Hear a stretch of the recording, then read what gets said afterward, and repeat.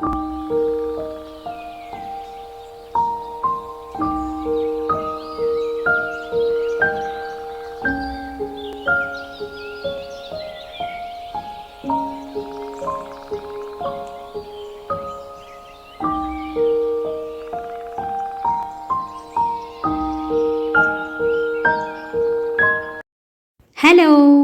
எல்லாரும் எப்படி இருக்கீங்க?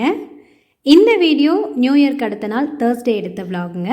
இன்னும் ஒரே வாரம் தான் இருக்குது பொங்கல் செலிப்ரேட் பண்ண. ஸோ நீங்கள்லாம் க்ளீனிங் ஸ்டார்ட் பண்ணியாச்சா? நான் பார்த்தீங்க அப்படின்னா இன்றைக்கி கொஞ்சம் திங்ஸ் எல்லாம் ரீஃபில் பண்ண வேண்டியது இருந்துச்சு. அதனால் அப்படியே கொஞ்சம் லைட்டாக அந்த கிளாஸ் ஐட்டம்ஸை மட்டும் க்ளீன் பண்ணி ரீஃபில் பண்ணிக்கலாம் அப்படின்ட்டு இன்றைக்கி அதை தான் பண்ண போகிறேன். வீட்லேயும் வந்து எல்லோரும் விட்டுட்டு போயிட்டாங்க. ஸோ கொஞ்சம் போர் அடிச்சிச்சு, இந்த வேலையை ஸ்டார்ட் பண்ணலான்ட்டு தான் பண்ணிகிட்ருக்கேன். அதுக்கு முன்னாடி இந்த லெமன் கிராஸ் ஃப்ளேவரில் நம்ம வந்து இந்த கேண்டிலை ஆன் பண்ணி வச்சிட்டோம் அப்படின்னா ஒரு ஃப்ரெஷ்னஸ் கிடைக்குங்க. அப்படியே அந்த ஸ்மெல் அப்படியே நம்மளை ஆக்டிவாக வச்சுக்கும். ஸோ அந்த ஸ்மெல்லையே ஒரு மெலோடியாக ஒரு சாங்கை போட்டு விட்டுட்டு வேலையை செஞ்சோம் அப்படின்னா சூப்பராக இருக்கும். நீங்களும் வேணால் ட்ரை பண்ணி பாருங்கள். இந்த க்ளீனிங் ஸ்டார்ட் பண்ணுறதுக்கு முன்னாடி நான் எப்படி ஃபாலோ பண்ணுவேங்கிறத ஷேர் பண்ணுறேன். சின்ன டிப்ஸாகவும் நீங்கள் எடுத்துக்கோங்களேன். என்னென்னா, இன்றைக்கி வந்து நம்ம வீடை ஃபுல்லாக க்ளீன் பண்ண போகிறோம் அப்படின்னா முன்னத்து நாள் கண்டிப்பாக மாவாட்டி வச்சுக்கோங்க. அதுதான் மெயின். ஏன்னா நைட்டு வேலையெல்லாம் முடிச்சுட்டு அந்த டின்னர் ரெடி பண்ணுறது ரொம்ப கஷ்டமாக இருக்கும் இல்லையா? அதனால் முன்னத்து நாளே மாவாட்டி வச்சுக்கோங்க. அடுத்த நாள் பார்த்திங்கன்னா லன்ச் ரெடி பண்ணுறப்பவே சாம்பார் இல்லைன்னா குழம்பு வைப்போம் இல்லையா? அதை நைட்டுக்கும் சேர்த்து வச்சிட்டோம் அப்படின்னா நைட்டுக்கு எல்லா வேலையிலையும் முடிச்சுட்டு செய்கிறப்போ கஷ்டமாக இருக்கும். அதனால லைட்டாக ஏதாவது சட்னி, தோசை அப்படின்னு மட்டும் செஞ்சுக்கலாம் இல்லையா? இல்லை குழம்பே வச்சு மேனேஜ் பண்ணுறதுனாலும் பண்ணிக்கலாம். நான் இன்றைக்கி அப்படி தான் பண்ணியிருக்கேன். கருணக்கிழங்கு குழம்பு மதியமே வச்சுட்டேன். ஆனால் இன்றைக்கி பிளானிங் எல்லாம் இல்லைங்க, டீப் க்ளீன் பண்ணணுன்ட்டுலாம் எதேச்சியாக நடந்துச்சு. அதையே நைட்டு இட்லிக்கும் வச்சுக்க போகிறேன். ஸோ அந்த மாதிரி நீங்கள் பிளான் பண்ணிக்கலாம். மதியமே சாம்பாரோ குழம்போ வைக்கிறத வந்து கொஞ்சம் சேர்த்து வச்சுட்டோன்னா நைட்டும் நம்ம யூஸ் பண்ணி கொஞ்சம் ஃப்ரீ பண்ணிக்கலாம் நம்ம. ஸோ அந்த மாதிரி பண்ணிக்கோங்க. அடுத்ததாக பார்த்திங்கன்னா நம்ம வந்து இந்த டீ குடிக்கிறவங்களா இருந்துச்சு அப்படின்னா கொஞ்சம் சேர்த்து போட்டு வச்சுக்கோங்க. அப்பப்போ தேவையாக இருந்துச்சு, நம்ம ரெஃப்ரெஷ் ஆகணும், கொஞ்சம் டயர்ட் ஆகுதுங்கிறப்போ இடையில போய் ஒரு டம்ளர் டீயை லேசாக சூடு பண்ணி குடிச்சிட்டு வந்துடலாம். மறுபடியும் ஆக்டிவாக செய்ய ஆரம்பிச்சிடலாம்ல, அதுக்கு தான். ஸோ இந்த மாதிரி சின்ன சின்ன கிளாஸ் பாட்டில்ஸ் எல்லாம் இருந்துச்சுங்க. அது எல்லாத்தையும் எடுத்து கழுவிட்டு காய வச்சு ரீஃபில் பண்ண போகிறேன். அதுதான் இன்னத்தோட வேலை. அதுக்கு முன்னாடியே பார்த்தீங்க அப்படின்னா இந்த சில்வர் பாத்திரம் சம்படம்லாம் இருக்கும் இல்லையா? அதையெல்லாம் நான் க்ளீன் பண்ணிட்டேன் வெயில் வர்றதுக்கு முன்னாடியே. ஸோ எல்லாத்தையும் ஏன் வீடியோவில் காட்டி உங்களுக்கு போர் அடிக்க வைப்பானேன்ட்டு தான் அதை காட்டலை. அடுத்த டிப் பார்த்தீங்க அப்படின்னா நம்மளோட ட்ரெஸ்ஸு, அது வந்து நம்மளுக்கு கொஞ்சம் கன்வீனியண்ட்டாக இருந்துச்சு அப்படின்னா தான் செய்கிறதுக்கு ஈஸியாக இருக்கும். கொஞ்சம் ஃபிட்டாக போட்டோம் அப்படின்னா நம்ம நிறைய வேலைகள் செய்கிறப்போ கொஞ்சம் டைட்டாச்சு அப்படின்னாலே நமக்கு அது வந்து ஒரு இரிட்டேட்டிங்காக இருக்கும். ஸோ அன்னைக்கு மட்டும் க்ளீன் பண்ணுற அன்னைக்கு மட்டும் நம்மளுக்கு கன்வீனியண்ட்டான கொஞ்சம் ஃப்ரீயாக இருக்கிற மாதிரி ஒரு ட்ரெஸ்ஸை போட்டுக்கிட்டோம் அப்படின்னா ஈஸியாக இருக்கும். அப்புறம் கண்டிப்பாக ஒரு மெலோடியாக சாங்கோ இல்லை ஸ்டோரி பிடிக்கும்னா இல்லை ஸ்பீச் பிடிக்கும்னா ஏதாவது ஒன்று செல்லில் போட்டு விட்டுட்டிங்கன்னா அது பாட்டுக்கு அது பேசிக்கிட்டே இருக்கும், இல்லைனா பாடிக்கிட்டே இருக்கும் இல்லையா? நம்ம கூட ஒரு ஆள் இருக்காங்க அப்படின்னு இருக்கும். சில டைம் நம்ம கவனிப்போம், சில டைம் அதை வந்து கவனிக்க மாட்டோம் இல்லையா? ஆனால் மோட்டிவேஷன் ஸ்பீச் எல்லாம் நல்லாயிருக்குங்க. ஆக்சுவலாக இந்த க்ளீனிங்கே பார்த்தீங்க அப்படின்னா நான் நெக்ஸ்ட் வீக்கு மண்டேலேருந்து தான் ஸ்டார்ட் பண்ண போகிறேன். அப்போ என்ன பண்ணுவேன் அப்படின்னா மார்னிங் ஒரு வீடியோ இந்த மாதிரி க்ளீனிங் அண்ட் ஆர்கனைசிங் வீடியோஸ் போட்டிருப்பாங்க இல்லையா யூடியூப்பில், அதில் ஏதாவது ஒரு வீடியோவை பார்த்துட்டோம் அப்படின்னா தன்னை போல் நமக்கு வந்து அப்படியே புத்துணர்ச்சி வந்துடும், நம்மளும் போய் செய்யலாம் அப்படின்ட்டு. அந்த மாதிரி நிறைய டைம் சும்மாவே உட்காந்து இருந்துட்டு அந்த ஐடியாவே இல்லாமல் இருந்துட்டு இந்த மாதிரி ஏதாவது வீடியோஸ் பார்த்துட்டோன்னா எந்திரிச்சு போய் செய்கிறதெல்லாம் உண்டு. அந்த மாதிரியெல்லாம் செஞ்சுருக்கேன். ஸோ அந்த மாதிரி கூட நீங்கள் வந்து உங்களை நீங்கள் மோட்டிவேட் பண்ணிக்கலாம். எந்திரிச்சு செய்யலான்ட்டு முன்னத்த நாள் நினச்சிட்ருப்போம், ஆனால் அடுத்த நாள் பார்த்தீங்கன்னா அப்படியே டல் அடிக்கும். ஸோ அந்த டைம்லலாம் வந்து நீங்கள் அந்த மாதிரி ஒரு வீடியோஸை பார்த்து உங்களை நீங்களே அப்படியே என்ன சொல்கிறது மோட்டிவேட் பண்ணிவிட்டு ஆரம்பிக்கலாங்க.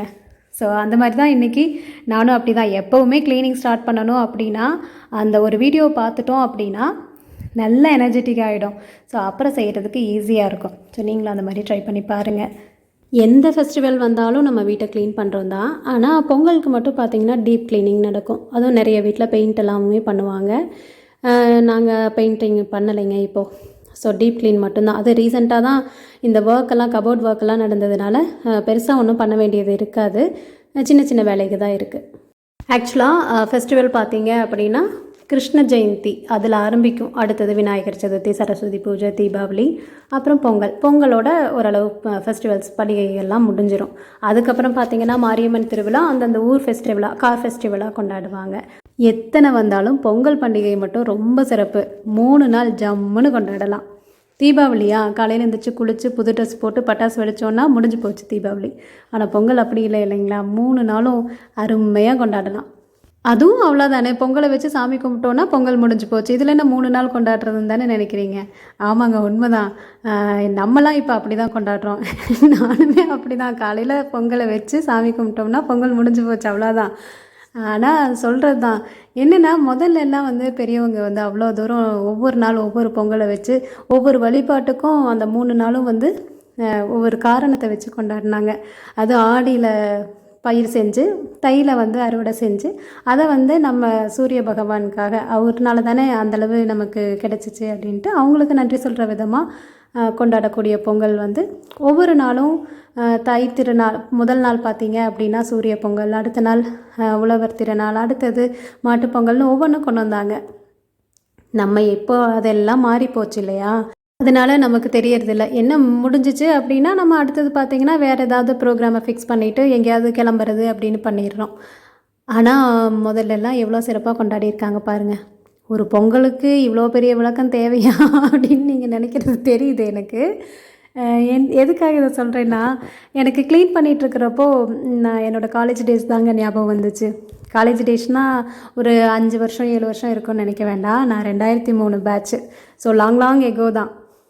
ரொம்ப பழைய ஸ்டோரின்ட்டு ஸ்கிப் பண்ணிடாதீங்க, வீடியோவை பாருங்கள். காலேஜ் இதுனாலே கொஞ்சம் இன்ட்ரெஸ்டிங்காக இருக்கும் இல்லையா, கேளுங்களேன் இதை. நாங்கள் படிக்கிறப்போ எங்களது 4 இயர் கோர்ஸு. அதில் சூடான்லேருந்து 2 பசங்க சேர்ந்துருந்தாங்க. ஒரு பையன் சடனாக டிஸ்கண்டினியூ பண்ணிட்டு போயிட்டான். அந்த கதையை இன்னொரு நாள் சொல்கிறேன். இதை கேளுங்களேன். டாரிக்னு ஒரு பையன் நெக்ஸ்ட்டு. ஆக்சுவலாக நிறைய ஸ்டேட்லேருந்தும் வந்திருந்தாங்க, கேரளா, ஆந்திரா அப்படின்ட்டு. ஆனால் கண்ட்ரி வைஸாக பார்த்தா சூடான்லேருந்து மற்ற கோர்ஸ் எல்லாத்துக்கும் கூட ஃபிசியோதெரப்பிலாம் நிறைய அந்த மாதிரி சூடானிஸ்ட் இருந்தாங்க. பட் எங்கள் இதில் 2 பேர் மட்டும்தான் இருந்தாங்க. ஒருத்தன் ஓடிட்டான் ஃபஸ்ட் இயர்லேயே. இந்த டாரிக் அப்படிங்கிற பையன் மட்டும் இருந்தான். லாங்குவேஜ் ப்ராப்ளமாக இருந்தாலும் எல்லாத்துக்கூடையும் நல்லாவே மிங்கிள் ஆகிறதுக்கு ரொம்ப ஆசைப்பட்டான். அப்போ தான் நினைப்போம், எப்போவுமே இது நார்மல் தானேங்க, நம்ம காலேஜை நமக்கு பிடிக்காது, நம்ம எடுக்கிற கோர்ஸை நமக்கு பிடிக்காது. இது எல்லா இடத்துலையும் நடக்கிறது தானே. எவ்வளோ பெஸ்ட்டு காலேஜாக நம்மளாக தான் செலக்ட் பண்ணி சேர்ந்துருப்போம். ஆனாலும் சேர்ந்ததுக்கப்புறம் என்ன சொல்லுவோம், ஐயோ இந்த காலேஜில் மட்டும் யாரும் சேர்ந்துடாதீங்கன்ட்டு. இது எல்லா இடத்துலையும் வழக்கமாக நடக்கிறது தானே இப்போ வரைக்குமே. அதே மாதிரி தான் நாங்களும் பேசிகிட்டு இருந்தோம். இங்கேருந்து இங்கே நம்ம சேர்ந்து இப்படி கஷ்டப்படுறோம், ஓகே. இவன் ஏன் அங்கேருந்து சூடான்லேருந்து இங்கே படிக்கணுமா, ஏன் அங்கே ஒன்றுமே இல்லையா, இல்லை இங்கே தான் வேறு ஏதாவது நல்ல காலேஜாக சேர்ந்துருக்கக்கூடாதா அப்படின்லாம் பேசிகிட்ருப்போம். எங்களுக்கு பார்த்திங்கன்னா ஹாஃப் அ டே ப்ராக்டிக்கல் லேபில் இருப்போம், ஹாஃப் அ டே தான் தியரி கிளாஸ். அதனால் ஒரு நாள் பார்த்திங்கன்னா லேபில் சார் வரல. ஸோ அன்னைக்கு ஃப்ரீ தான். ஸோ அப்போ தான் சான்ஸ் கிடச்சி இவங்கிட்ட நான் கேட்டோம், ஏன்ப்பா நீ அங்கேருந்து இங்கே சேர்ந்துருக்க, இன்னும் 4 இயர்ஸ் முடிச்சுட்டு தான் போவியா அப்படின்னதுக்கு, இயர்லி ஒன்ஸ் போகலாம், அப்படி தான் கான்ட்ராக்ட் பேசிஸில் வந்திருக்கோம் அப்படின்னு. அப்படி சரி, காரணத்தை கேட்டப்போ அவன் சொன்னது என்ன தெரியுங்களா, அவன் ஸ்கூல் டேஸில் படிக்கிறப்போ ஹிஸ்ட்ரி படிச்சுட்ருக்கிறப்போ இந்தியன் கல்ச்சரை பற்றி படித்தானா. ரொம்ப ரொம்ப பிடிச்சி போச்சுங்களாமாங்க. ஐயோ பாவமே குமார், ஏமாந்துட்டியே அப்படின்னு கூட நினச்சேன். அதையும் கூட சொன்னோம் நாங்களும். எதை வச்சு அப்படி அட்ராக்ட் ஆன அப்படின்னப்போ, எல்லாமே ஃபெஸ்டிவலோட கல்ச்சர், ஃபெஸ்டிவல் செலிப்ரேட் பண்ணுற விதம், ஃபுட் கல்ச்சரு, அதுவும் இல்லாமல் ஃபேமிலியாக நீங்கள் அந்த ரிலேஷன்ஸ்க்கு கொடுக்குற இம்பார்ட்டன்ஸ், இது எல்லாமே நான் நிறைய, அதாவது சப்ஜெக்ட் வைஸாக ஸ்டார்டிங்கில் படித்தவன் அதை பற்றி டீப்பாகவும் படிக்க ஆரம்பித்தானா அவுட்டராக. ஸோ அதெல்லாம் ரொம்ப பிடிச்சி போய் பாவம் பையன் ஏமாந்து மாட்டிக்கிட்டான். ஆனால் நல்லாவே எல்லாத்தோடையும் மிங்கிளாகி எல்லாமே சமாளிச்சிட்டான்.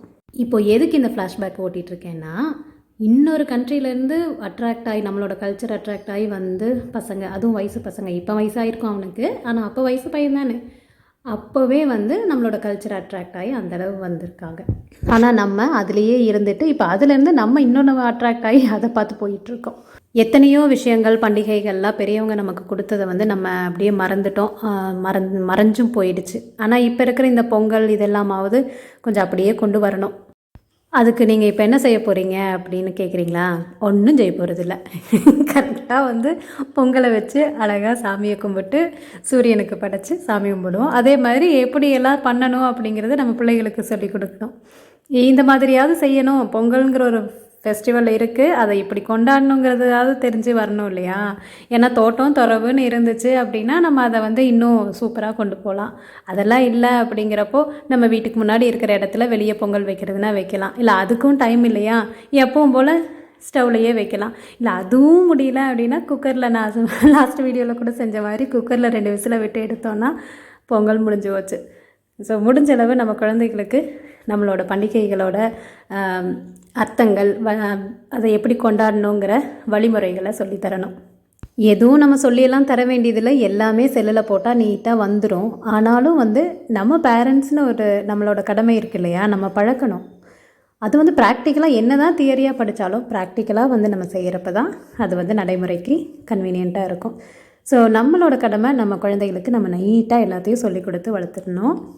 ஏன்னா இப்போல்லாம் பார்த்திங்கன்னா எதுனாலும் ஜொமேட்டோவில் ஆர்டர் பண்ணிட்டு போயிடுறாங்க. அதனால் நாளைக்கு பொங்கலையும் வந்து ஜொமேட்டோவில் ஆர்டர் பண்ணி கடவுளுக்கு படைச்சி சாமி கும்பிட்டோன்னா முடிஞ்சிச்சுன்னு நினைக்கக்கூடாது இல்லையா? ஆக்சுவலாக நம்மளோட லைஃப்பில் எப்போவுமே நம்ம வந்து வேலை சம்பாதிக்கணும் அப்படின்னு ஓடிக்கிட்டு இருக்கோம். இடையில இந்த வர்ற இந்த பண்டிகைகள் எல்லாமே வந்து ஒரு ஸ்ட்ரெஸ் பஸ்டர் தான் நான் சொல்லுவேன்.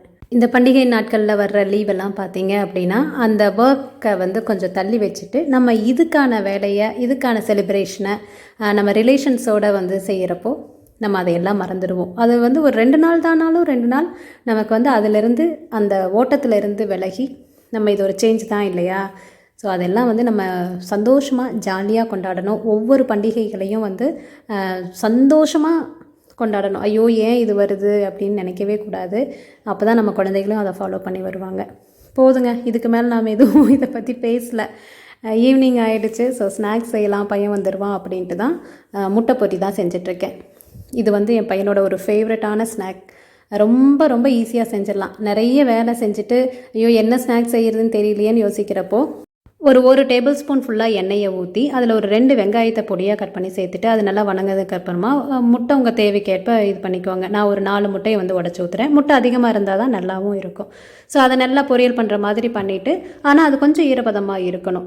அந்த ஸ்டேஜில் நம்ம ஊற வச்சுருக்கிற பொரியும் போட்டு அது கூட காரத்துக்கு வரமிளகாத்தூள், கொஞ்சம் கரம் மசாலா, உப்பு, கொஞ்சமாக மஞ்சள் தூள், இது எல்லாத்தையும் போட்டு நல்லா வதக்கிட்டு அவ்வளோதாங்க, மல்லித்தலை தூவி இறக்கி சூடாக சாப்பிட்றணும். செம்ம டேஸ்ட்டாக இருக்கும். நல்ல காரசாரமாக செமையாக இருக்கும். அதுதான் செஞ்சு இன்றைக்கி நானும் என் பையனும் போய் சுட சுட சாப்பிட போகிறோம். ஸோ வீடியோவோட எண்டுக்கு வந்துட்டோம். இன்றைக்கி நான் நிறையவே பேசிட்டேன்னு நினைக்கிறேன். ரொம்ப போர் அடிச்சிருந்தாலும் சாரி. ஆனால் டிப்ஸ் எல்லாம் இந்த மாதிரி நீங்கள் ஃபாலோ பண்ணி பாருங்கள். கொஞ்சம் இன்ட்ரெஸ்டிங்காக ஈஸியாக வேலையை முடிச்சிடலாம். ஓகே ஃப்ரெண்ட்ஸ், இந்த வீடியோ பிடிச்சிருந்துச்சு அப்படின்னா லைக் பண்ணிடுங்க. உங்கள் ஃப்ரெண்ட்ஸ் எல்லாத்துக்கும் ஷேர் பண்ணுங்கள். அப்படியே சப்ஸ்கிரைப் பண்ணாமல் பார்க்குற எல்லா ஃப்ரெண்ட்ஸ்கிட்டையும் நான் கேட்குற ரெக்வெஸ்ட், சப்ஸ்கிரைப் பண்ணிவிட்டு பாருங்கள். அப்புறம் வீடியோஸ் பார்க்குறப்ப முடிஞ்சளவு ஸ்கிப் பண்ணாமல் பாருங்கள். ஃபுல்லாக வீடியோவை பார்த்துட்டு உங்களோட கமெண்ட்ஸையும் கொடுங்க. எல்லோரும் பொங்கலுக்கு க்ளீனிங் ஒர்க்காக இருப்பீங்க. க்ளீனிங் ஒர்க் முடிச்சுட்டு நீங்கள் ஃப்ரீயாக இருக்கிறப்போ பொறுமையாக உட்காந்து வீடியோவை ஃபுல்லாக பாருங்கள். ஓகே ஃப்ரெண்ட்ஸ், அடுத்த ஒரு வீடியோவில் பார்க்கலாம். பாய்.